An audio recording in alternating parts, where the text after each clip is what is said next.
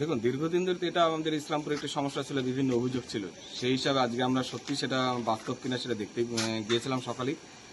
তো গিয়ে দেখলাম সত্যি এটা যে ভাবা যায় না, কোনো একটা দোকানে যদি 7টা খাসির মাংস যদি ঝুলিয়ে রাখে, যদি বলে এটা খাসির মাংস, কিন্তু দেখা যাচ্ছে সেখানে 2টো কিংবা ম্যাক্সিমাম 3টেই খাসির মাংস, বাকি 5টাই ছাগলের মাংস।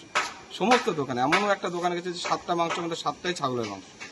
কিন্তু দামের ক্ষেত্রে দেখা যাচ্ছে যে খাসির মাংস দাম নিচ্ছে 1000 টাকা 1200 টাকা, কিন্তু তার বদলে ইসলামপুরবাসীকে দিচ্ছে কিন্তু ছাগলের মাংস। আমরা তো ছাগল খাওয়াচ্ছি না। এবং উনি মানে কি এমনি আসে মানে হুড় করে ভিড়ের সময় মানে কি ছাগল বলে দিলে আমি মানে দেবো। মানে ছোট এদিকে সাইডে খাসি ছিল 2-3টা, ওইটাকে বলে না ভাই ভিতরে ঢুকাই দাও, ঢুকাই দিলাম। মানে 2-3টা খাসি ছিল। হ্যাঁ, আর বাকি সব ছাগল? ছোট মাল ছিল সেটা ছাগল ছাগল না খাসি। ছোট সেটাকে- মালটা কি ছাগল ছিল? না খাসি ছিল। ওনাকে বললে আমি মানিয়ে নেবো। না, তাহলে যখন আপনি বিক্রি করছেন না, তাহলে তখন কেন বললেন না? আরে তো ভিড়ের সময় মানে কি তর্কাতর্কি কাস্টমারের সঙ্গে আমি কি করতে যাব?